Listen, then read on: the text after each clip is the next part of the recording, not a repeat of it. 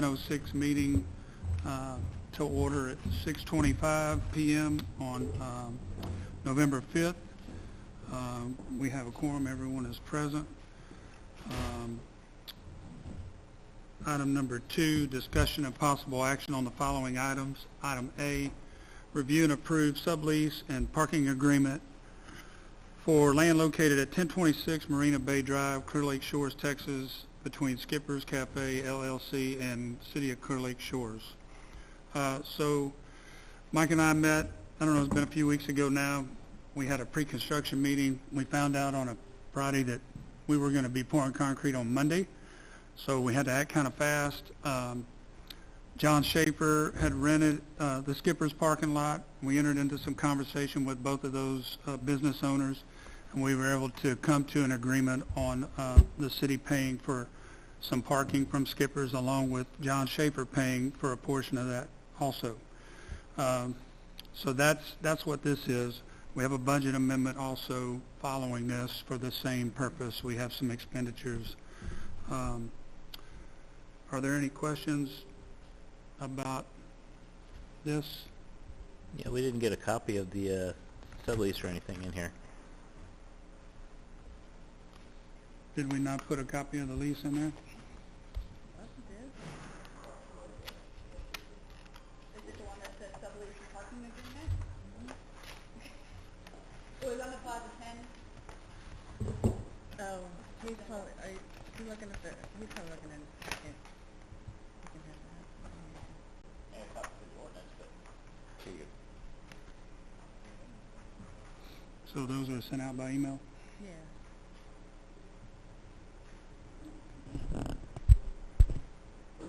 Thursday. Okay.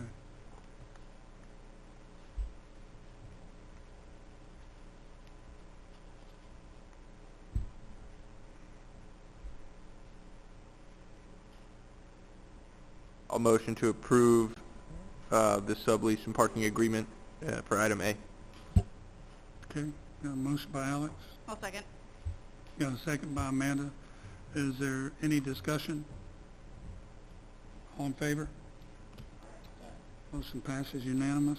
Moving on to item B, ordinance number 2024-14, an ordinance adopting amendment number 1 to the approved budget of the Plaza 1006 Corporation for the fiscal year 25, increasing the amounts and expenditure accounts of the corporation due to unforeseen situations, containing findings, providing for severability, and providing other details related thereto. So this is a budget amendment because we did not have this in the budget, this parking agreement, and so according to our award-winning CFO, we should be doing this as we make these expenditures. So that's what this is for. I'll move to approve ordinance, yes, 2024-14. Okay, got a motion by Amanda, I'll second. got a second by Rick. Any discussion on the budget amendment? All in favor? Okay, the motion passes unanimous, and we will adjourn at 6:30. Frontier poll, and so I really would like for you guys to direct that to the city administrator. You're not going to get the right answer on Facebook, I guarantee you that. You're going to get a bunch of people who think they know that don't really know. So try to take those items to Mike, especially if it would have been something really important. Mike doesn't read Facebook. I'm going to tell you right now, he does not do Facebook, so he's not going to see anything that you write. I promise you that. I've asked him to look at it. I tried to show it to him. He won't even look at it. So he's not going to conduct his business from there. So let's try to go to him with anything that we feel is important for the city, please. The next thing is boat ramp. So I almost hate bringing this up because I don't want to jinx us, but Cheryl got an email the other day she shared with me that looks like it's saying that all of our studies are complete and they have been approved. Would you not read it that way? So since then, I've been trying to get a hold of Shell Mark, and they're trying to verify that before we just all have a party and jump for joy, but I think we're well on our way at this point. So once we get that verified, I will have Teresa put something out so everybody knows that's well on its way. I think the next step would be applying for a permit and moving forward with the bid process. So that could be some good news coming up soon. especially that we're going into winter, so it would be great if we could get that started pretty soon and done before the summer. You've noticed there's the parking lot's well underway. I can tell you that before this rain hit, they were going to be ready to pour concrete Thursday or Friday this week on the first half. So they're making a lot of headway. The rain is going to set them back some. We had someone run off the curb through the silt fence and get stuck and do donuts trying to find their way out. I don't know how they did that. I don't know which bar they might have left from when they did that, but it's clearly marked. I don't think you can do that unless you really try hard to do that. So be careful when you're up there not to run over the parking stops. I know the parking stops are not under some of the lights. Some of the lights are missing because we took the lights down. So it's not lighted real well. So be careful when you're in that parking lot. If that'll lead me to the fact that we did secure parking with Skippers and John Shaver.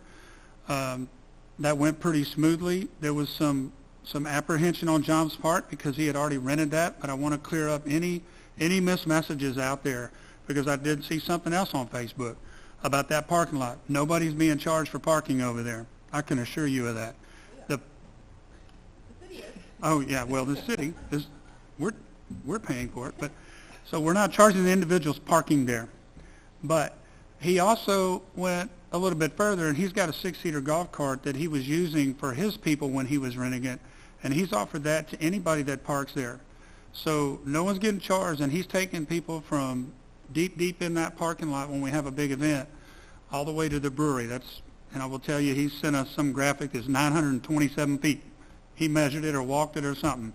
But it's pretty far, and not everybody's going to walk that far. So that's his expense. We are not paying for that. He is footing the bill for that. He is paying those people hourly, and all he asked for is that, tips are, appreciated.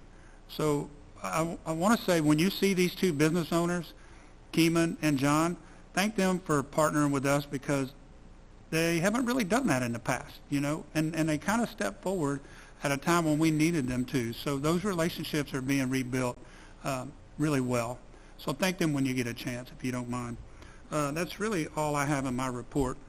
So we will move on to staff reports. David Donaldson's not here. I think Mike's going to speak for him tonight. Thank you, Mayor. Good Lord.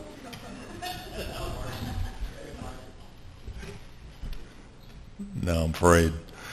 I want to remind everybody to stay tuned to the tropical weather.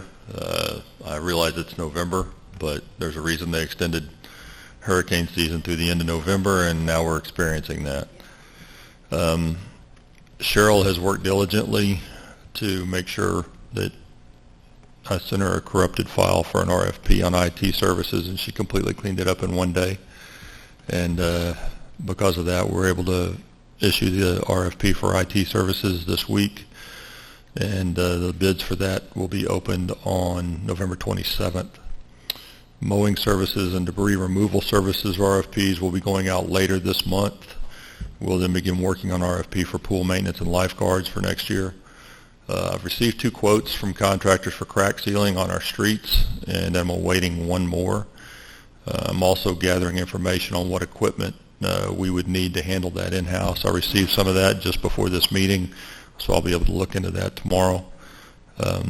Thanks to Jody Hooks, who's the Public Works Director at League City, for helping provide me some of that information, some of the contacts on those crack sealing contractors. We've had one visit and demonstration from a financial software company, and we will be contacting others in the coming weeks, trying to get Cheryl off of QuickBooks, where the city does its financial business, and bring her at least in the last century. East parking lot update.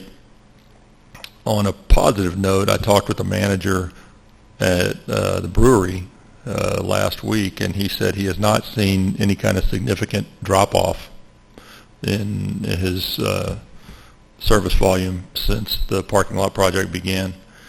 As the mayor said, they were planning on pouring concrete Friday morning.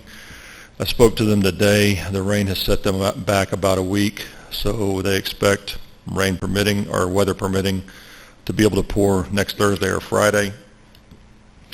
Just for everybody's information, that usually happens in about a 4 to 6 hour time span. It'll start probably about midnight to 2 a.m. in the morning so that they can get it done before the traffic builds up.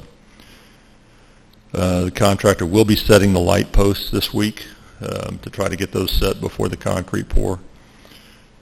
We got some information from our health insurance provider today. Cheryl factored in a 10% increase in insurance rates, and she was almost on the money. It was 10.49% for the coming year, with minor increases to some deductibles and copays as well. I'll be meeting with the mayor and staff to discuss those options throughout the week and before the next meeting. That should be on the agenda for the next council meeting. I'm going to stray from what I usually do. I don't typically address rumors, and the mayor said I don't do Facebook because Facebook is where rumors just propagate. But I'm going to address some here if I can have your leisure. These rumors concern public safety, and for that reason, I think it's important enough for me to discuss it with both the elected body and with anybody who might hear this later on or want to watch this after Teresa posts it. I've been approached by multiple people, as have the mayor and the police chief, regarding police activities in the town center area. Specifically, it's been mentioned that our officers are targeting local drinking establishments for DWI arrests and attempting to raise revenue through these efforts. Although this is a completely false narrative, I think it's important to address for two reasons. First, to defend the officers or the job our officers do, and second, to educate the public on what really happens. Our officers are expected to be visible in local bars during busy hours. Most of the patrons they encounter when conducting walkthroughs greet them with smiles and thank them for what they do. Their presence serves as a reminder to those who are law-abiding that there is assistance available if needed. It makes most people feel safer. Their presence also serves as a deterrent to those who may otherwise have the intent to act outside the law. It is if those people are uncomfortable in the presence of our officers and choose not to patronize the establishment in our city, so be it. The rest of the patrons and our citizens are safer with their absence. Our officers only make 1 to 3 DWIs arrests each week. Any monies paid by those arrested for DWIs goes directly to county. We don't see a dime. So the rumor that we're generating revenue from these activities is completely baseless. There are more than 20 drinking establishments within less than 2 miles of our city. If our officers were hawking bar patrons, the number of DWI arrests would be significantly higher than 1 to 3 in a week. In reality, our chief of police routinely sits in the city parking lots on weekends to ensure people get to their cars safely, not to arrest everyone he sees. I cannot tell you how many people he has seen safely into an Uber or how often he has called a friend or family member to come pick someone up who has overindulged. His officers have done likewise. Additionally, the chief and I have personally spoken with owners of some of our local bars when there have been concerns about over-serving customers. And I can say that for the most part, our business owners address those instances promptly, which is greatly appreciated. I'll also say that most people who visit our establishments are law-abiding. However, our officers cannot and will not look the other way when laws are violated in their presence. This week alone, and keep in mind this is only Tuesday, this week alone, officers arrested a drunk driver traveling westbound on the eastbound side of 2094. That's a recipe for death. Another underage DWI driver who was only 19 years old bumping into curbs and driving all over the road. And arrested a convicted felon in possession of cocaine, other illegal drugs, and a loaded pistol off of a simple speeding violation. I say all this to say our officers work. And our city is small with one main way in and out, and that is 2094. If an officer makes a stop on 2094, anyone coming to or going from one of our establishments will see the emergency lights. That close proximity may make it seem like the officers are focused on the town center area, but the reality is the town center area is adjacent to almost all traffic traveling through Clear Lake Shores. So next time someone hears some negative story about Clear Lake Shores police officers, feel free to contact me so that I may share the facts with you about the job our officers do each day. Clear Lake Shores would be a lesser place without our police department. Chief Donaldson and his officers deserve our respect and are certainly worthy of our support. Thank you, Mayor. Thank you, Mike. Anybody have any questions about Mike's report? Okay, if not, we're going to move on to the public comments. At this time, any person with city-related business may speak to the city council. If the topic of discussion is related to an item on the agenda, the comments may be made now or at the time the agenda item is discussed. If the topic of discussion is not related to an item on the agenda, the city council cannot deliberate or take any action at this time. Comments from the public should be limited to 3 minutes per individual. There'll be no yielding of time. Would anyone like to address the city council? My name is Richard Sowery, 918 Forest Road. Alex, I want to personally thank you for all the work that you've been doing on the roads and drainage. And we're going to sincerely miss you in a day-to-day activities, but I know that you're going to be part of the liaison team, and you'll be with us, if not always, but many times. And I really appreciate it, and I know our whole roads and drainage guys appreciate it too. So thank you so much. You've put in so much work, far more than most of us have, and we really appreciate it. Are you making a motion, sir? I'm kidding. Thank you, Richard. Anyone else like to address the council? Linda Michalski, 1019 North Shore. I asked the city to review my entire building file 1 year ago. 1 month ago, I brought this up again. I've sent photos to the city as it has been requested of all city residents to help with the compliance to keep our FEMA flood insurance. As of today, I've heard from no one at the city about the legality and compliance with the 1987 ordinance. Other residents have had reviews of ground floor build-out living space, and I graciously gave many their permitted proof. These families were given the okay to use their permitted below base flood elevation by the city building official, yet as of today, no like treatment has happened for me. Why have I been discriminated against now and great harm allowed for the past 20 years to be done to me, starting in '03 with Mayor Ted Guthrie's letter saying I built an unlawful structure 10 years after my home was built. I remain under threat of criminal charges to use my permitted lower level, instigated by Jack Friday and Olson. This area of my home has passed 2 FEMA Region 6 inspections, and I was allowed to keep it. I am not letting this go, as what has happened to me by officials in Clear Lake Shores is an atrocity, duplicating what has happened for years to many female residents and minorities in Clear Lake Shores. This is wrong. Clear Lake Shores has set women's right to succeed back 60 years. Complicity is not acceptable. Miss Joanna Fleury is still alive. Please make right for her loss of her home, land, waterfront, and every personal item in her home that was taken from her by officials in Clear Lake Shores that are very questionable. Please let her see justice before she dies. Thank you. All right. Anyone else? Okay. If no one else, we'll move on. Consent agenda. Do we have any motions on the consent agenda?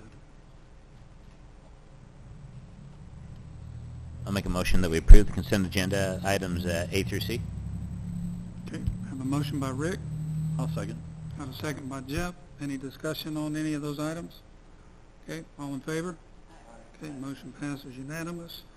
Moving on to number 7, old business. Discussion of possible action may be taken on the following items. Review and approve minor changes to the fiscal year 25 fee schedule. So let me pull that fee schedule out of here.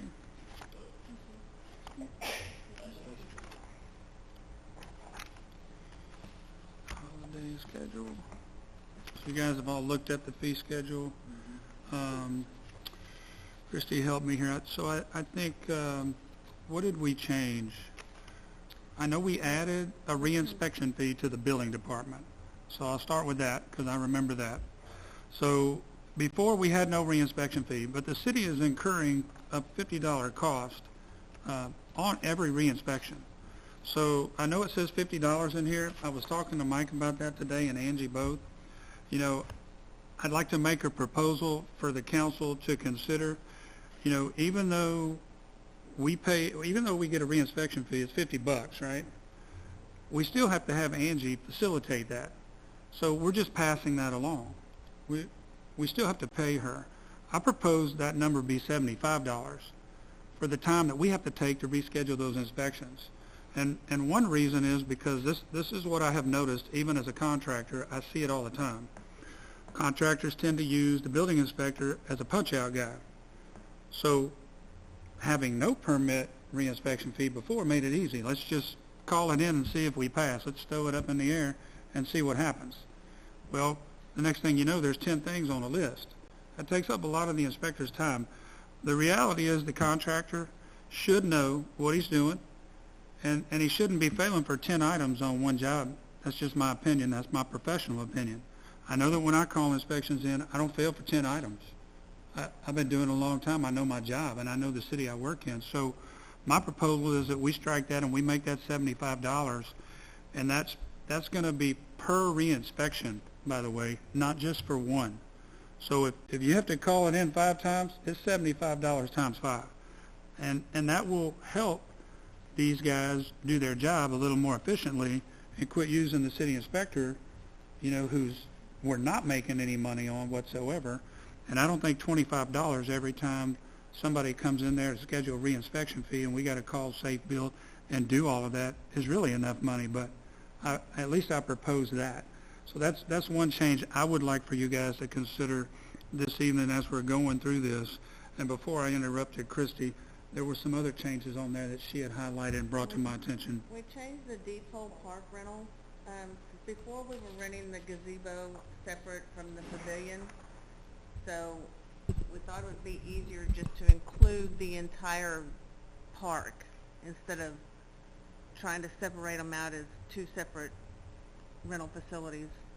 So that's all we did. We just we combined both of the facilities and then changed the rate.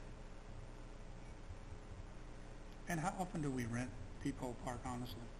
We've never rented it. I mean, I know when we were talking about Captain's Corner years ago, I asked Brent Spear, we're so worried about renting Captain's Corner. How many times have we ever rented it? And the answer was 0. Yeah. And so that's part of the reason that rolled into the Okies, because they pay extra for it, and now they keep it up, and we actually make something on it. So we don't really rent it, but like she said, that the bottom line is it's hard to keep them separate because you got people in the park. So if you rent it, there's people in the facility. So I understand why we would go to that. And we removed the fingerprinting. From my understanding, the police department does not offer that anymore. So you guys saw that on your. So I got one of the first versions where it has that on there. So that was given. The fingerprinting was sent to me after this was sent in the packet. So Okay. we would need to remove fingerprinting from this list. yeah, I mean we don't offer it anymore, so it's not a service that we offer. And I think we elected to keep the annual lease fee right away per linear foot the same. I think all of that's the same. I don't think there's any other changes That's all we've changed. other than the reinspection fee and Depot Park. And we did pass this once already.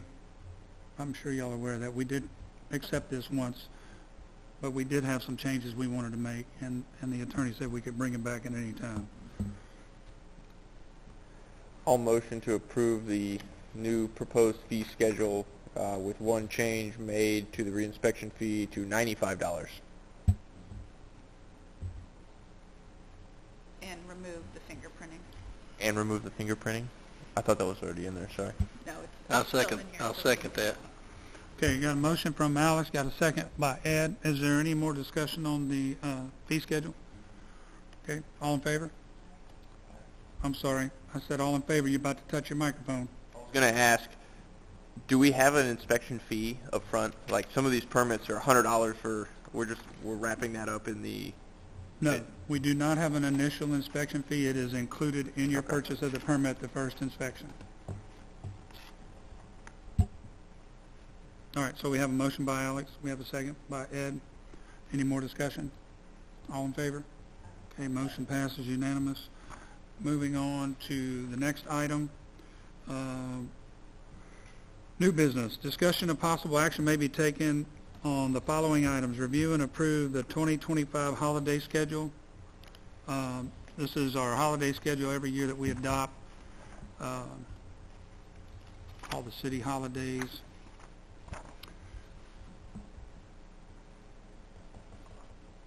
Do we have any motions on the holiday schedule? Make a motion, we approve the holiday schedule. I'll second. Got a motion by Jeff, got a second by Amanda. Is there any discussion on the holiday schedule? Okay, all in favor? Okay, motion passes. We will move down to item B, appoint Roads and Drainage Committee Liaison. I think Richard Salvery was already making a motion to appoint Alex to that, and I'll relinquish my position if you guys would like to do that. I'm the current one, but I will say I've had to miss several meetings due to prior engagements, so. I'll make a motion, we approve Alex Ganlon as the Roads and Drainage Liaison. Second. Okay, got a motion by Jeff, got a second by Alex. Any discussion? You good with that, Alex? You want to? Yeah, the whole idea was that we have more people than applicants. There's no reason for me to sit on it and hold up a spot when we have more people wanting to participate, and I'm still going to be there. So, yeah. I was working on stuff No, with I think Mike you're perfect today. for it. I just want to make sure you're good with it. You're not getting thrown into it. Well, at least that way they still get his input. He doesn't get a vote, but he still gets his input. So, it's better for the city, in all honesty. He's much better at that position than I am.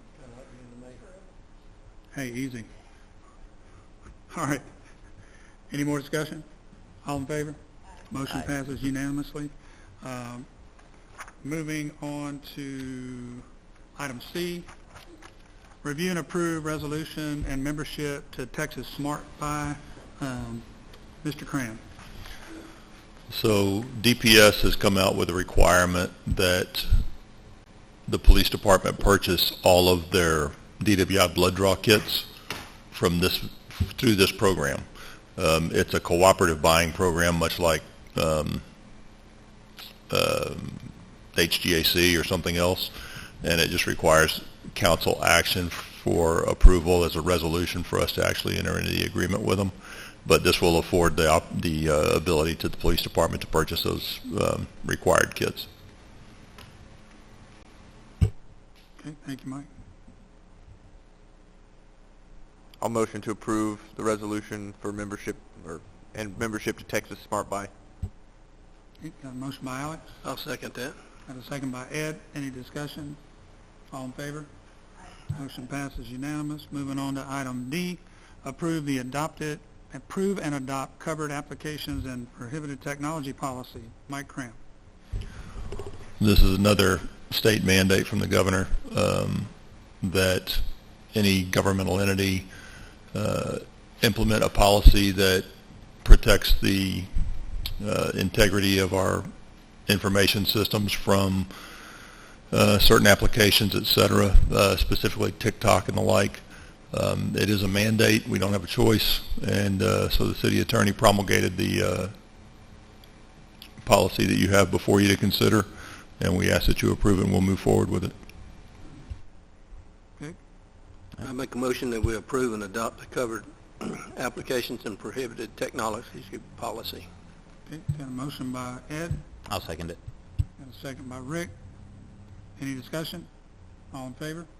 Okay, motion passes unanimous. Moving on to item E, ordinance 2024-15, an ordinance of the City of Clear Lake Shores, Texas, amending Chapter 6 of the Clear Lake Shores Municipal Code by adding Article 2 entitled Electric Gates and Emergency Access, and Section 30-31 entitled Definitions, Section 30-32 entitled Operations, Section 30-33 entitled Inspections, and Section 30-34 entitled Retrofitting Existing Electrically Operated Gates, providing for severability, providing for repealing savings clause, providing for an effective date, and providing for an open meeting act clause. Mike Cram.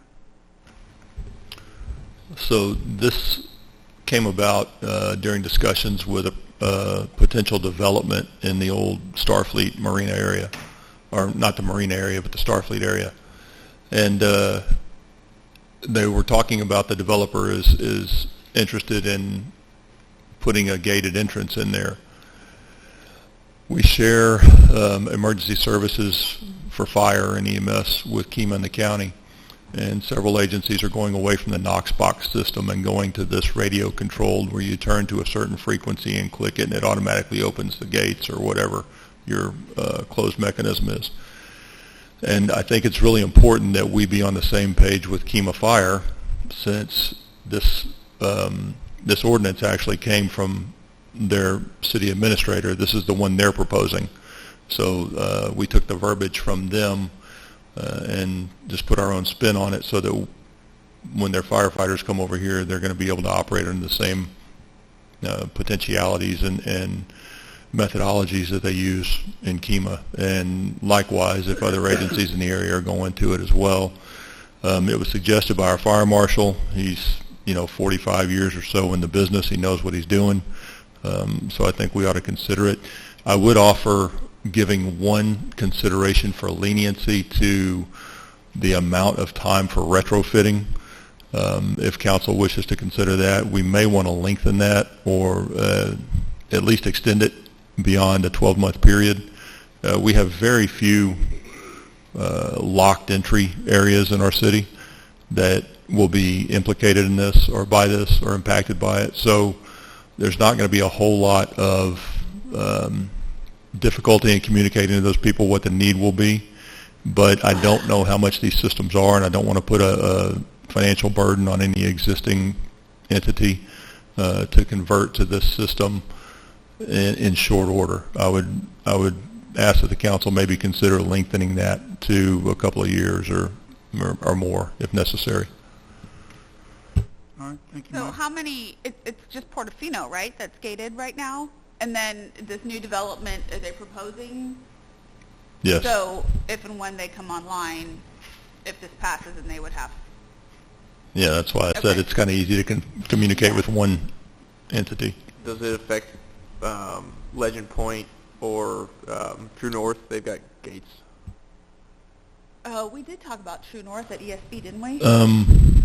I don't know that True North's gate back there, because it's not inhabited, I don't know if that's a Knox box. I'd have to check that. I think It is? Then it would impact them, and it would impact the condominium complex as well. The mayor and I discussed that as well as the Portofino. So this applies just to commercial properties, not to residences. That's correct. So when somebody puts a gate in like that already has it in, do they have to re-up for a certificate for every so often, like every year or two, or? They don't. That's one of the things that makes it hard for us to require a conversion inspection type of thing, because, I mean, we're not going to know unless we have a fire or an EMS call out there or something, or a police call out there.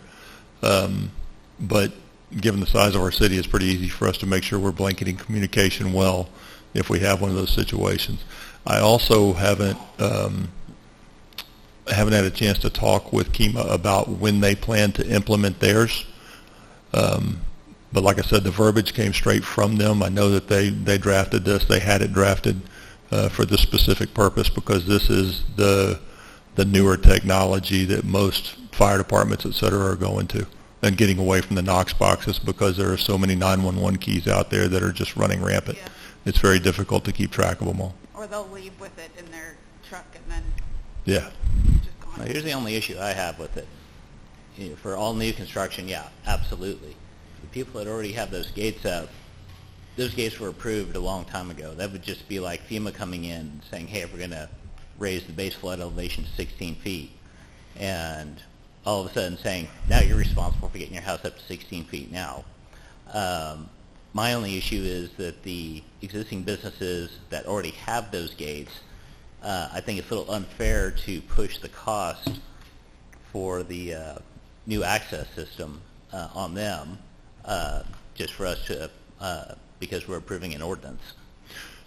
That's above my pay grade to approve. That would be this body that would have to approve that, because that would be us giving money to a private entity. And while it is, I think it could fall under the heading of public safety considerations, and I know cities make grants to businesses and that kind of thing for beautification and other things, so I don't think it's out of the realm of possibility. But we do also have to be aware that once everybody changes how this is done, and if we don't put an end to it or some other mechanism to make sure it happens, once the conversions are done to this mechanism for opening it, then we have to make sure that we can get in there. So if everybody throws away their Knox box keys or 911 keys, and you're going to be stuck with a 911 key system that nobody has anymore, then all we can do is run through your gate. So we have to prepare for both sides. Rick, I absolutely understand what you're saying, and I don't disagree with you. I just think we need to look at it from that angle as well. And if the city, if you guys decide that we need to see how much it costs, do some research on it, and you decide that we should foot the bill for that demanded conversion, then that's a conversation we are definitely open to having.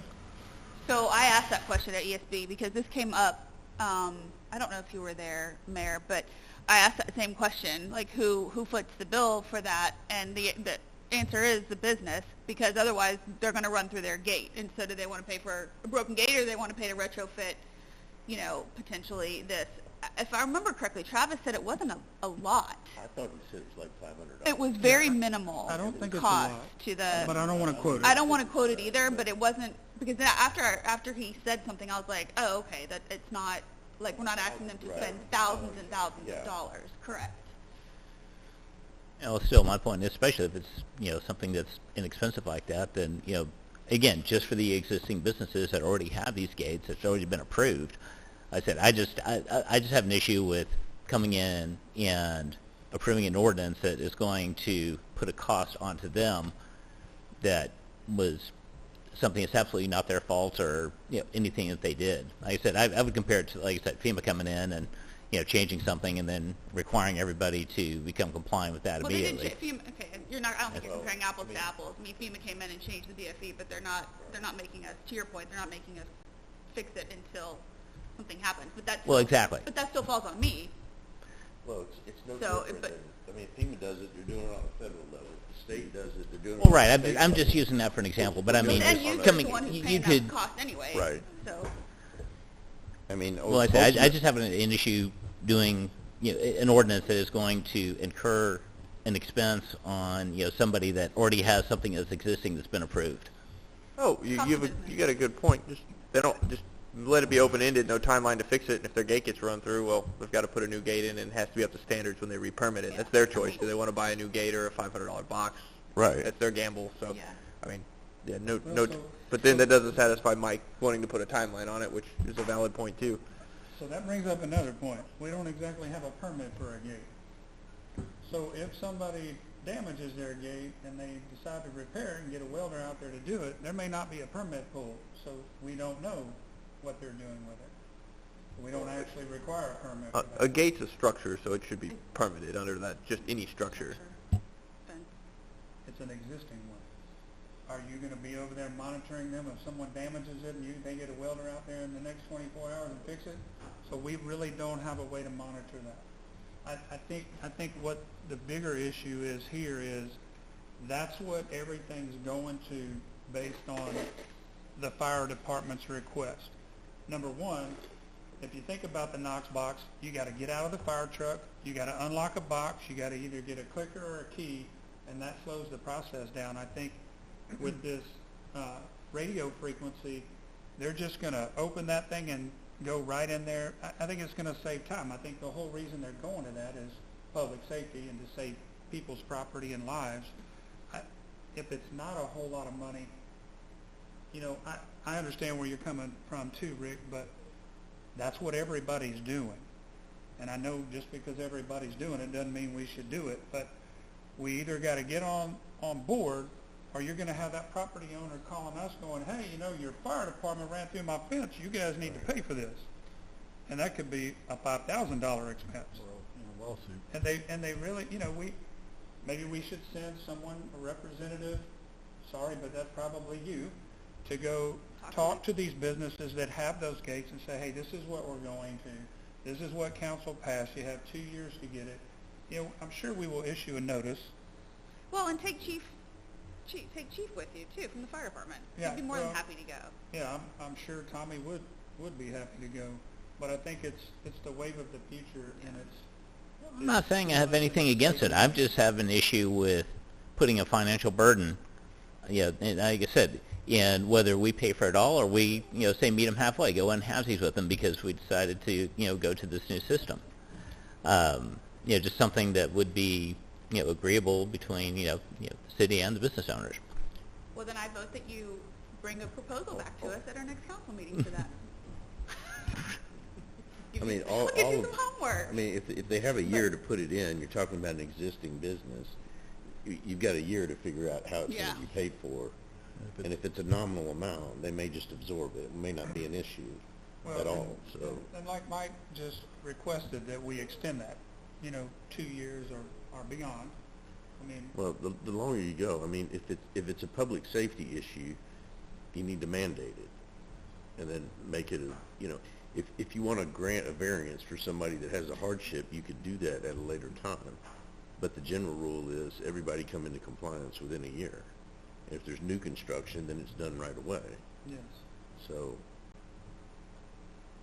it's all a matter of whether you want to set that public safety standard or not. Because if you don't, you're going to have exceptions to it, and then they're running the risk as to whether their gate's going to get run over or not. So if they can't get in. And or possible lawsuits. Yeah, we couldn't get in there in time to save this or do that. Well, who knows? That's why I'm saying it's public safety. You have everything uniform throughout the city for relatively nominal cost. I mean, and they have a year to get it up to speed. I think my suggestion would be to pass it and then notify the businesses and then talk to them about, I mean, if they need some kind of subsidy, then we come back and address that at a later time. When is Kemah going to actually start, Kemah Fire going to actually start using this? Like, we got a long time, right? Mayor and Council, as part of my job at UTMB, I managed the Ronald McDonald House, and they had one of those openers. About every 2 years, you replace those damn things. So what I'm saying, if you give them 2 years, there's constant problem on those openers. They had one down there at the Ronald McDonald House. If you give them 2 years, they're going to end up it's got a life expectancy. So they're not that expensive for what it sounds like. I understand what Rick is saying, but they're going to be changing that stuff out in a matter of a couple of years anyhow, or replacing maintenance. Those things get wore out, especially with these places where you got people constantly coming and going. Right. My 2 cents. Understood. It's a good point. Thank you for your comments. Yeah, those boxes don't work all the time. What are they called again? Click to enter. Click with the number 2, enter. Click to enter. And it works off radio frequency of whatever band they're on.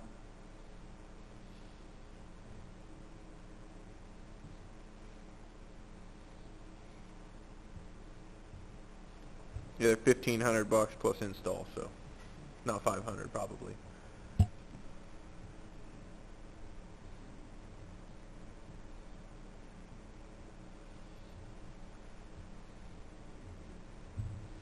I'll make a motion to approve ordinance 2014-16. Right, was that the right number? No, sorry. It's 2024-15. 15. I was one ahead, my bad. Yeah, 2024. 15. What was your motion on? To approve it. As it's written? Yes, as it's written. Okay. Got a motion by Amanda. Do we have a second? No, second. Got a second by Jeff. Any more discussion? All in favor? Okay. All opposed? Okay. 2 in favor, 3 opposed. All right. Is there another motion or go along? Yeah. I mean, do they want to, is there a later time period that would make it pass? Or, Does anyone else want to offer another motion? I'll tell you what, how about this? I'll make a motion that we approve ordinance 2024-15 and extend the period from 1 year to 2 years to come into compliance, with caveat in there that there is the possibility, if the businesses need financial assistance, that the city could do that. We can do that on a case-by-case basis. Okay, got another motion by Rick. Should we put a certain dollar amount on that? I think there's already a motion on the table, but I think if we listen to what Dick said a few minutes ago, you can always come back and subsidize that at a later date if you pass it the way it's written right now. So you don't have to put that in the motion in order to do that. Am I right on that? Yeah. Is that what you No, said? you're correct. I'll second. Okay, got a motion by Rick, got a second by Alex. That was just to get us to discussion, because otherwise it would die, right? Okay, any discussion? So does the motion include, so we're clear, does it include the last part that's a caveat? Can we include a caveat in a motion? If you want my opinion, I wouldn't do that. I would, as a case-by-case basis, as it came up, I would deal with it that way. But that's just my professional opinion. I mean, if you go from 1 to 2 years, I think it's a minor change really in the ordinance. If you go beyond that and start putting more caveats in there, then I think you need to bring it back on another reading. Because I think it changes the whole meaning of how it's Yes. proposed. It's more of a substantial change. Mike, was there any, from KEMA, do they have any timeline, any kind of timeline at all with this? If I can, let me offer something up, because we can always bring this back at another time if we need to. Let me do some digging. Let me talk to the businesses that would be impacted. Let me get specific costs, because everything I've looked at prior to now is around $1,000 to $1,200 for these systems. But it all depends on if they're installing directly for a city or if you're going out in the open market for things. Prices change. So let me do some looking into that, and then let me get with KEMA specifically and find out exactly when their implementation is and what they're planning to do on a timeline with the Knox boxes. I can't imagine that they would just throw away all the Knox boxes immediately. So how long do they plan to take the full implementation and conversion to occur, and come back to the council with a better body of knowledge for you guys to consider? The person who actually wrote that was their It was fire a inspector. fire That's marshal. Mike Garcia, Yeah. their fire inspector. That's my understanding. Who wrote that, Yeah. wanting to give the 1 year grace period, which is what I expect FEMA will pass. Now, I understand your point about wanting perhaps talk to the businesses to make sure it's not overburdensome on them. That's certainly something we can reconsider this at another date, but whether it's 1 or 2 years, I mean, to come into compliance, but the fire inspector obviously wants it at 1 year. He does, but I understand both sides of it, and I have heard questions here that I don't have definitive answers for, so I don't feel right in recommending something just flat out if you're asking me questions that I can't answer. I want to go back and find some more information out. Well, and we need to ask at our next ESB meeting, because we talked about this in August, and the $500 was for the baby boxes. That's where the 500 came from, not these boxes, right? We talked about it in August, and Chief and Hudson were supposed to bring it back to ESB with approximate number of units between Clear Lake Shores and KEMA of how many would be needed, and then I think go from there for the timeline, to answer your question, whoever asked that about a timeline. So, yeah, that was the next steps with ESB, and we didn't talk about it in September. If we did, it's not in our meeting minutes, and I don't remember it. Yeah, I just didn't want to mandate, say, we mandate a year and then KEMA's planning 2 years, or Right. it needs to be kind of on the same level. Yeah, as they- KEMA. Like he said, their fire marshal wrote that. That's where we got that from. So you want to table this? Is that what I just heard somebody say? Table? No, because we have a motion, right, Dick? Yeah, No. you're gonna have to amend the motion. I'll amend my motion then that we table ordinance 2024-15 until a future meeting, and Mike can get back to us with a little bit more information on the questions that we had. I'll second that. Okay, got a Amended motion by Rick, got a second by Ed. Any more discussion? Okay, all in favor? Okay, Aye. motion passes unanimous. We'll table that. Moving on, item F, ordinance 2024-16. You may see a typo there, but it's 2024-16. An ordinance of the City Council of Clear Lake Shores, Texas, amending Section 32B3 to Appendix A, signs of the Clear Lake Shores Code of Ordinances, increasing the number of days that a banner sign may be displayed during a year if the city is making repairs to a parking lot or roadway in the commercial district, and allowing the city administrator to waive permit fees for the same banner during the construction project affecting businesses in the commercial district, providing for severability, providing for repealing savings clause, providing for effective date, and providing for Open Meetings Act clause. Mike Cram. So this is directly in response to the project we're doing in the east parking lot. I've been contacted by the businesses, and they're wanting to put up basically some simple banner type signs just during the construction period that say, hey, we're still open. And our current ordinance doesn't really allow for that. And when it does allow, it only allows for a 14-day period over, I think it's 14 days over a quarter, and 60 days total in a year. So if we have any kind of long-term project going on, those guys wouldn't be able to leave up a, hey, we're open for business sign for any amount of time during the course of the project. And this is a 3-month project we have going on. So I'm just trying to build some latitude in there that makes sense, so that we can do something to not, if it doesn't directly, I think it will directly help our businesses when people drive by and see that they're still open. We allow banners like this to go on the side of a house that's for sale. I don't know why we wouldn't allow it for our businesses during these hard times for construction.